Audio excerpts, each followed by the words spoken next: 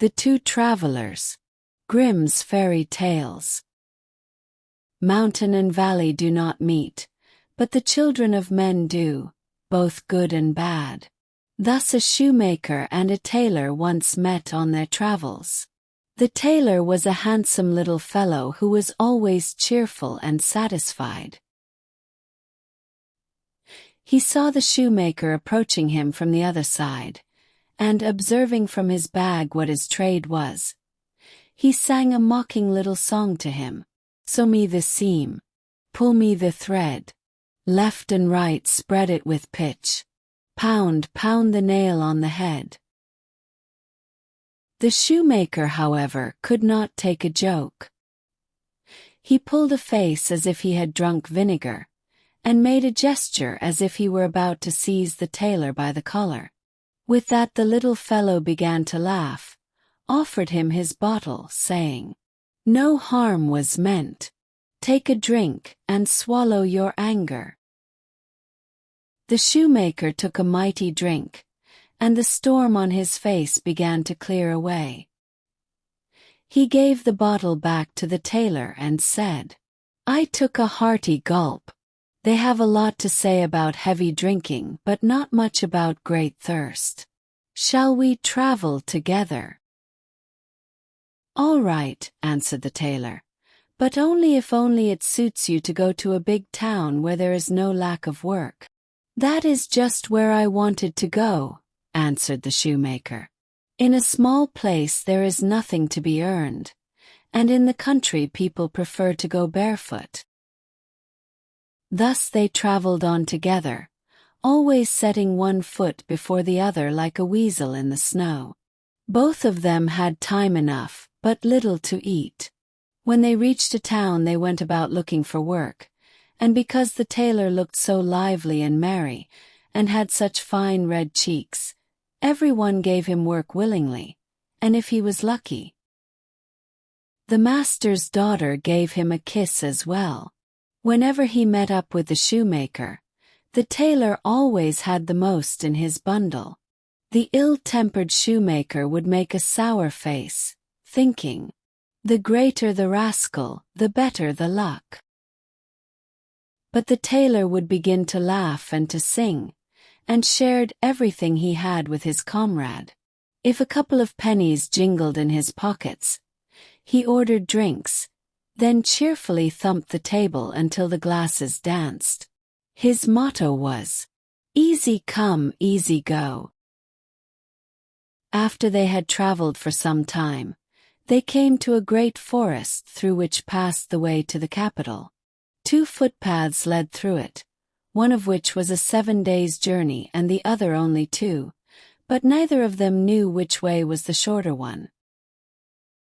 They sat down beneath an oak tree and discussed together what preparations to make, and for how many days they should provide themselves with bread. The shoemaker said, "One must plan ahead for the unexpected. I will take with me bread for a week." "What?" said the tailor. "Haul bread for 7 days on one's back like a beast of burden and not be able to look about? I shall trust in God, and not trouble myself about anything. The money I have in my pocket is as good in summer as in winter, but in hot weather bread dries out and gets moldy on top of that. Even my coat reaches only to my ankles. Why shouldn't we find the right way? Bread for 2 days, and that's enough." Therefore each person bought his own bread, and then they tried their luck in the forest. It was as quiet there as in a church. No wind stirred, no brook murmured, no bird sang, and no sunbeam found its way through the thickly leaved branches. The shoemaker did not speak a word. The bread weighed so heavily on his back that the sweat streamed down his cross and gloomy face. The tailor, however, was quite merry. Walking on with a spring in each step, he whistled on a leaf or sang a song and thought to himself, "God in heaven must be pleased that I am so happy." This lasted 2 days, But on the third there was still no end to the forest, and the tailor had eaten up all his bread. Thus his heart sank down a yard deeper. Nevertheless, he did not lose courage, but relied on God and on his luck. On the evening of the third day he lay down hungry under a tree, and rose again the next morning still hungry. The fourth day was the same, and when the shoemaker seated himself on a fallen tree and devoured his dinner, the tailor was only a spectator. If he begged for a little piece of bread, the other laughed mockingly and said, "You have always been so merry. Now you can see for once what it is like to be sad." Birds that sing too early in the morning are caught by the hawk in the evening. In short, he was merciless. On the fifth morning the poor tailor could no longer stand up and was hardly able to utter one word for weakness. His cheeks were white and his eyes were red. Then the shoemaker said to him, "I will give you a bit of bread today, but in return for it I will put out your right eye." The unhappy tailor, who still wished to save his life, had to submit. He wept once more with both eyes and then held them out, and the shoemaker, who had a heart of stone, put out his right eye with a sharp knife. The tailor remembered what his mother had once said to him when he had been snacking in the pantry: "Eat whatever you can and suffer whatever you must." After eating his dearly bought bread, he got on his legs again, forgot his misery, and comforted himself with the thought that he could always see enough with one eye. But on the sixth day, hunger made itself felt again, almost consuming his heart. That evening he fell down by a tree, and on the seventh morning he was too weak to get up, and death was close at hand. Then the shoemaker said, "I will show mercy and give you bread once more, but you shall not have it for nothing. I shall put out your other eye for it." And now the tailor felt how careless his life had been, prayed to God for forgiveness and said, "Do what you will. I will bear what I must, but remember that our Lord God does not always look on passively, and that an hour will come when the evil deed which you have done to me, and which I have not deserved of you, will be requited. When times were good with me, I shared what I had with you. My trade is such that one stitch must follow another. If I no longer have my eyes and can sew no more, I must go begging. At any rate, do not leave me here alone when I am blind, or I shall die of hunger." The shoemaker, however, who had driven God out of his heart, took the knife and put out his left eye. Then he gave him a bit of bread to eat, held out a stick to him, and led him on behind him. At sunset, they got out of the forest, and before them in an open field stood the gallows.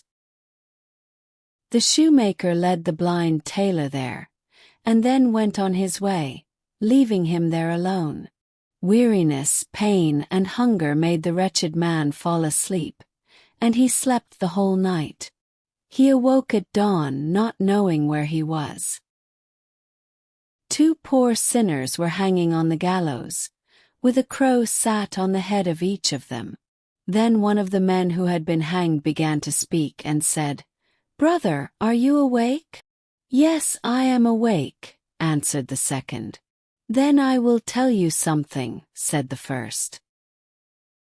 "The dew that this night has fallen down over us from the gallows gives everyone who washes himself with it his eyes again. If the blind knew this, how many would regain their sight who do not believe that to be possible?" Hearing this, the tailor took his handkerchief, pressed it on the grass, and when it was moist with dew, washed the sockets of his eyes with it.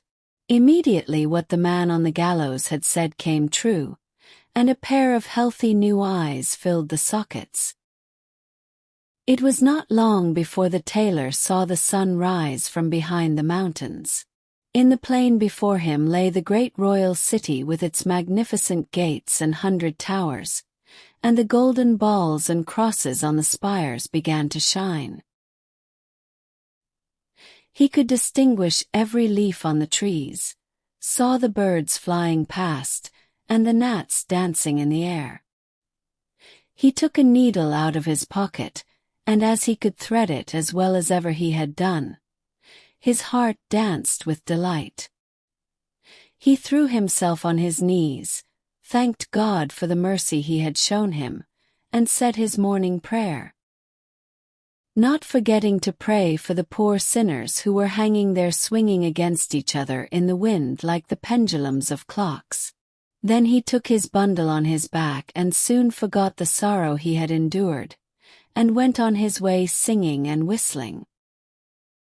The first thing he came to was a brown foal freely running about the field. He caught it by the mane, and wanted to mount it and ride into the town. The foal, however, begged for its freedom. "I am still too young," it said. "Even a light tailor such as you are would break my back in two. Let me go until I have grown strong. Perhaps a time may come when I can reward you for it." "Run off," said the tailor. "I see that you are still only a whippersnapper." He gave it a touch on its back with a switch, whereupon it kicked up its hind legs for joy, jumped over hedges and ditches, and galloped away into the open country. The little tailor had eaten nothing since the day before. "The sun fills my eyes," he said, "but bread does not fill my mouth. The first thing that comes my way and is even half edible will have to suffer for it." In the meantime, a stork stepped solemnly over the meadow towards him. "Stop, stop," cried the tailor and seized him by the leg. "I don't know if you are good to eat or not, but my hunger leaves me no great choice. I must cut your head off and roast you." "Don't do that," replied the stork. "I am a sacred bird that brings mankind great profit, and no one harms me. If you spare my life, I will be able to do you good in some other way." "Then be off, cousin Longlegs," said the tailor.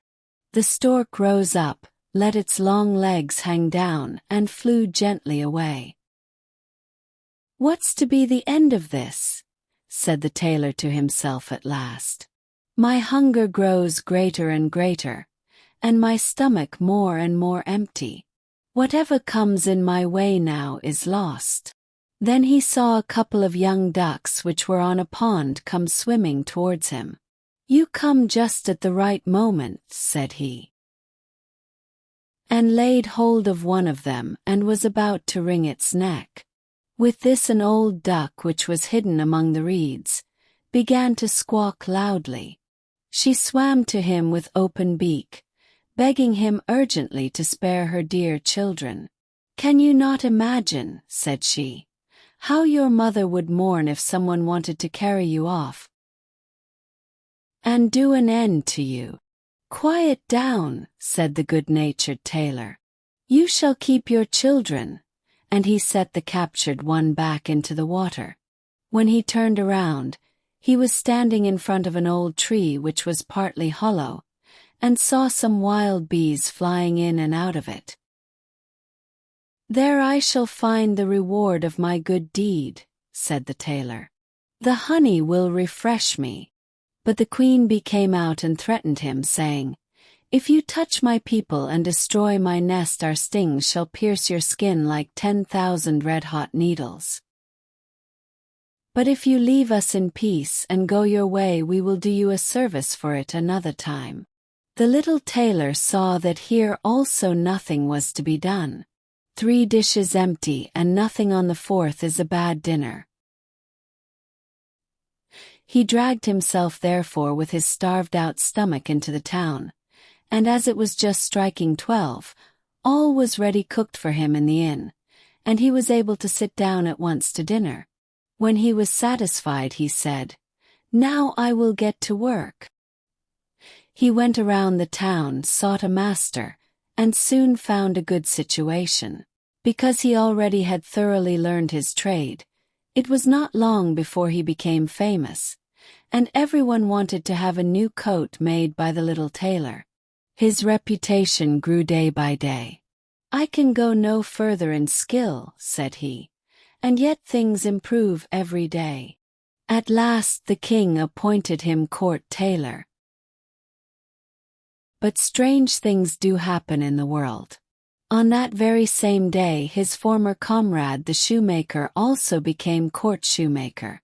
When the latter caught sight of the tailor, and saw that he once more had 2 healthy eyes, his conscience troubled him.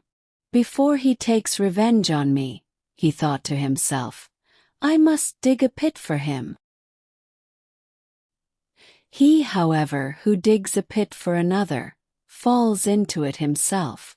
In the evening, when work was over and it was growing dark, he sneaked to the king and said, "Your Majesty, the tailor is an arrogant fellow and has boasted that he will get the golden crown back again that was lost ages ago." "That would please me," said the king, and the next morning he had the tailor brought before him, and ordered him to get the crown back again, or to leave the city forever. "Aha!" thought the tailor. "A rogue gives more than he has. If the bad-tempered king wants me to do what no one else can do, I will not wait until morning, but will leave town at once." Therefore he tied up his bundle, but once outside the gate he could not help being sorry to give up his good fortune and turn his back on the city in which all had gone so well for him. He came to the pond where he had made the acquaintance of the ducks. At that very moment the old one whose young ones he had spared was sitting there by the shore, preening herself with her beak. She knew him again instantly, and asked why he was hanging his head so. "You will not be surprised when you hear what has happened to me," replied the tailor, and told her his fate. "If that is all," said the duck, "we can help you. The crown fell into the water, and it lies down below at the bottom. We will soon bring it up again for you. In the meantime, just spread out your handkerchief on the bank." She dove down with her 12 young ones, and in 5 minutes she was up again with the crown resting on her wings. The 12 young ones were swimming round about with their beaks under it, helping to carry it. They swam to the shore and put the crown on the handkerchief. No one can imagine how magnificent the crown was. When the sun shone on it, it gleamed like 100,000 carbuncles. The tailor tied his handkerchief together by the 4 corners and carried it to the king, who was full of joy, and hung a gold chain around the tailor's neck. When the shoemaker saw that the one trick had failed, he contrived a second and went to the king and said, "Your Majesty, the tailor has become insolent again. He boasts that he can copy in wax the whole of the royal palace, with everything that pertains to it, movable or immovable, inside and out." The king sent for the tailor and ordered him to copy in wax the whole of the royal palace, with everything that pertained to it, movable or immovable, inside and out. And failing this, or if so much as one nail on the wall were missing, he should be imprisoned underground for the rest of his life. The tailor thought, "It gets worse and worse. No one can endure this," and he threw his bundle on his back and went forth. When he came to the hollow tree, he sat down and hung his head. The bees came flying out, and the queen bee asked him if he had a stiff neck, since he hung his head so. "Oh no," answered the tailor, "something quite different weighs me down," and he told her what the king had demanded of him. The bees began to buzz and hum amongst themselves, and the queen bee said, "Just go home again, but come back tomorrow at this time. And bring a large cloth with you, and then all will be well." So he turned back again, but the bees flew to the royal palace and straight into it through the open windows, crept into every corner, and inspected everything most carefully. Then they hurried back and modeled the palace in wax so quickly that anyone looking on would have thought it was growing before his eyes. By the evening all was ready, and when the tailor came the next morning, the whole splendid building was there, and not one nail in the wall or tile on the roof was missing. And at the same time it was delicate and white as snow, and smelled sweet as honey. The tailor wrapped it carefully in his cloth and took it to the king, who could not admire it enough, placed it in his largest hall, and in return for it presented the tailor with a large stone house. The shoemaker, however, did not give up, but went for the third time to the king and said, "Your Majesty, the tailor has heard that no water will spring up in the castle's courtyard, but he has boasted that he can create a fountain in the middle of the courtyard as tall as a man and as clear as crystal." Then the king ordered the tailor to be brought before him and said, "If a stream of water does not rise in my courtyard by tomorrow as you have promised, in that very place the executioner shall make you shorter by a head." The poor tailor did not take long to think about it, but hurried out to the gate, and because this time it was a matter of life and death to him, tears rolled down his face. While he was thus sorrowfully going forth, the foal to which he had formerly given its liberty, and which had now become a beautiful chestnut horse, came leaping towards him. "The time has come," it said to the tailor, "when I can repay you for your good deed. I already know what you need, and you shall soon have help.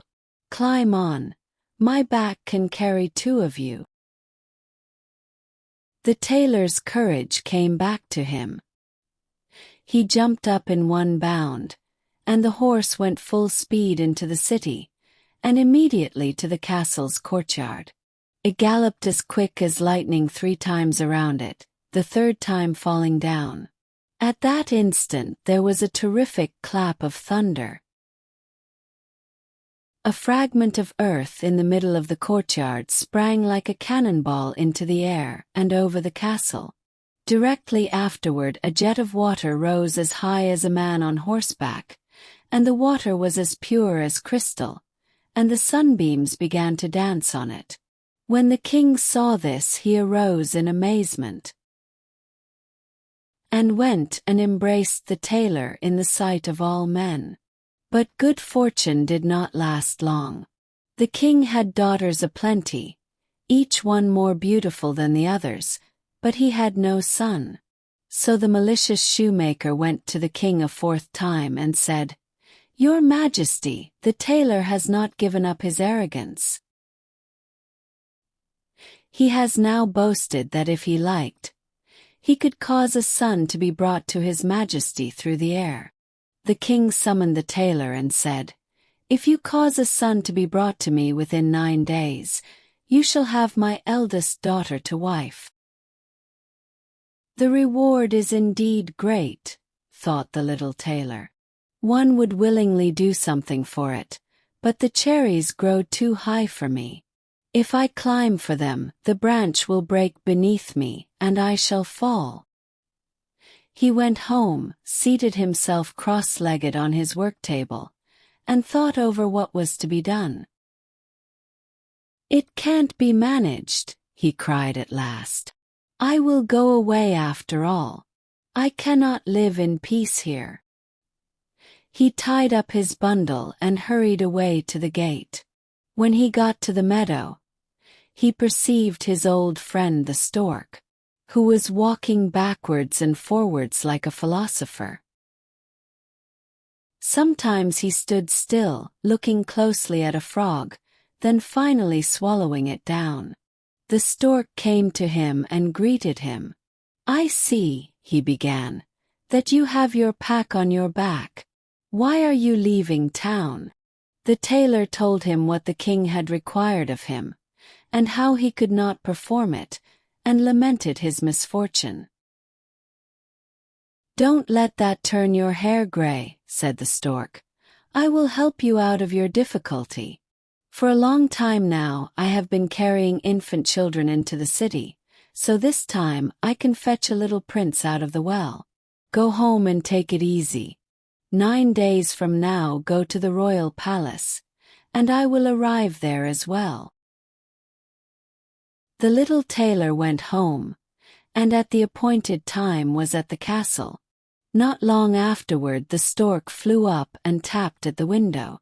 The tailor opened it, and Cousin Longlegs came in carefully and walked with solemn steps over the smooth marble pavement.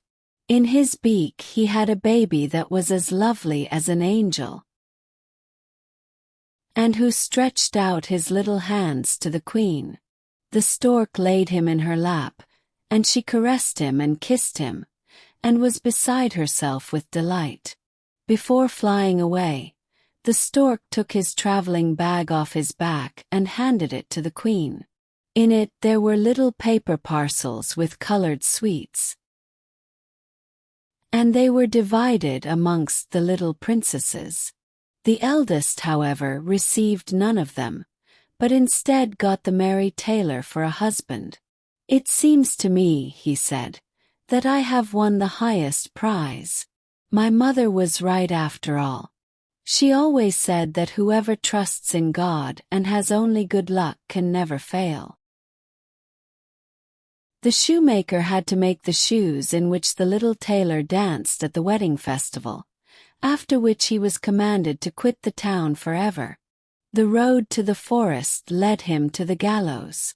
Worn out with anger, rage, and the heat of the day, he threw himself down. When he had closed his eyes and was about to sleep, the 2 crows flew down from the heads of the men who were hanging there and pecked his eyes out. In his madness he ran into the forest and must have died there of hunger, for no one has seen him or heard of him again.